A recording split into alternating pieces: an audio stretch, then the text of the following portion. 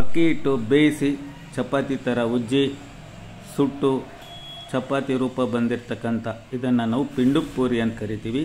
ಇದನ್ನು ಹ್ಯಾಗ್ ಮಾಡಬೇಕು ಅನ್ನೋದನ್ನು ನೋಡೋಣ ಬನ್ನಿ. 3 ಲೋಟ ನೀರು, ಇದನ್ನು ಸ್ಟೋವ್ ಮೇಲೆ ಇಟ್ಟು ಚೆನ್ನಾಗಿ ಕುದಿಸೋಣ. ನೋಡಿ ನೀರು ಚೆನ್ನಾಗಿ ಕುದೀತಾ ಇದೆ. ಈಗ ನಾವು ಅಕ್ಕಿ ಹಿಟ್ಟನ್ನು ಇದಕ್ಕೆ ಹಾಕ್ಕೊಳ್ಳುವಂಥದ್ದು. ಒಂಚೂರು ರುಚಿಗೆ ತಕ್ಕಷ್ಟು ಉಪ್ಪು ಒಂದಿಷ್ಟು ಹಾಕೋಣ. 1 ಸ್ಪೂನು ಎಣ್ಣೆ.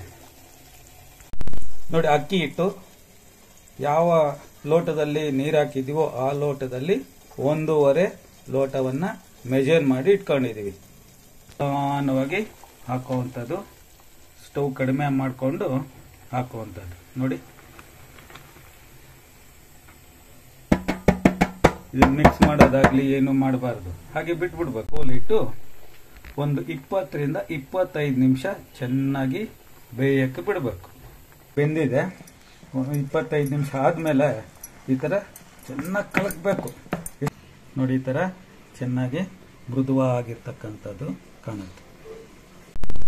ಒಂದಷ್ಟು ಹಿಟ್ಟು ತಗೊಂಡು ಈ ಥರ ಉಂಡೆ ಮಾಡಿಕೊಂಡು ಚೆನ್ನಾಗಿ ಇಸ್ಕೊಳ್ಳೋಣ. ಈ ಥರ ಶೇಪ್ ಮಾಡಿಕೊಂಡು ಈಗ ಚಪಾತಿ ಲಟ್ಸ್ತೀವಲ್ಲ ಆ ಥರ ಲಟ್ಸ್ಕೊಳ್ಳೋವಂಥದ್ದು. ನಿಧಾನಕ್ಕೆ ಉಜ್ಕೋಬೇಕು. ಚಪಾತಿ ಉಜ್ಜಿದಂಗೆ ಗಟ್ಟಿಯಾಗಿ ಉಜ್ಜಬಾರ್ದು. ಇದು ಸ್ಮೂತ್ ಆಗಿರುತ್ತೆ. ನಿಧಾನಕ್ಕೆ ಉಜ್ಕೊಳ್ಳೋವಂಥದ್ದು.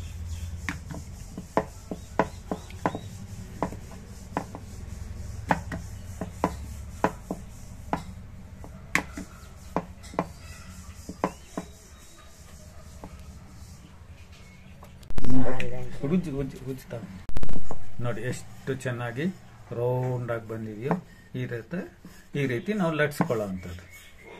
ಈಗ ಹೆಂಚಿಟ್ಟು ನೋಡಿ ಬಿಸಿಯಾಗಿದೆ. ಈಗ ಒಂಚೂರು ಈ ಒಂದು ಹೆಂಚಿಗೆ ಎಣ್ಣೆ ಹಾಕೊಳ್ಳೋಣ. ಈಗ ಲಟ್ಸ್ಕೊಂಡಿರ್ತಕ್ಕಂಥ ಪೂರಿ ಅನ್ಬೋದು ಇದನ್ನ, ಅಥವಾ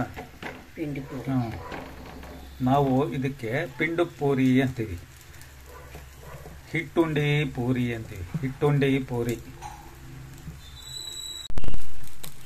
ರೋಸ್ಟ್ ಆಗೋದಕ್ಕೆ ಸ್ವಲ್ಪ ಟೈಮ್ ತಗೊಳುತ್ತೆ, ಏಕೆಂದ್ರೆ ಬೇಯಿಸಿರ್ತಕ್ಕಂಥ ಹಿಟ್ಟಲ್ವಾ, ಅದಕ್ಕಾಗಿ ಒಂದು ಸ್ವಲ್ಪ ಟೈಮ್ ತಗೊಳುತ್ತೆ. ಚೆನ್ನಾಗಿ ರೋಸ್ಟ್ ಆಗುತ್ತೆ.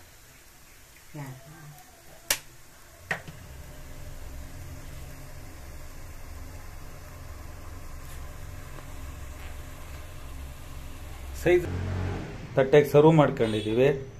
ಇದ್ರ ಜೊತೆಗೆ ನಮ್ಮವ್ರು ಸಾಗು ಮಾಡಿದ್ದಾರೆ, ಚಟ್ನಿ ಮಾಡ್ಕೋಬೋದು. ಸ್ವೀಟು ಮತ್ತು ಖಾರ ಬೇಕು ಅಂತಂದರೆ ಗಸಗಸೆ ಪಾಯಸ ಮಾಡ್ಕೋಬೋದು. ಸೂಪರ್ ಆಗಿರುತ್ತೆ ಕಾಂಬಿನೇಷನ್ನು. ಎಷ್ಟು ಚೆನ್ನಾಗಿ ಈರುಳ್ಳಿ ಚಟ್ನಿನೂ ಇದಕ್ಕೆ ಮಾಡ್ಕೋಬೋದು. ನಿಮ್ಮ ಚಾಯ್ಸು. ನೋಡಿ ಎಷ್ಟು ಮೃದುವಾಗಿದೆಯೋ.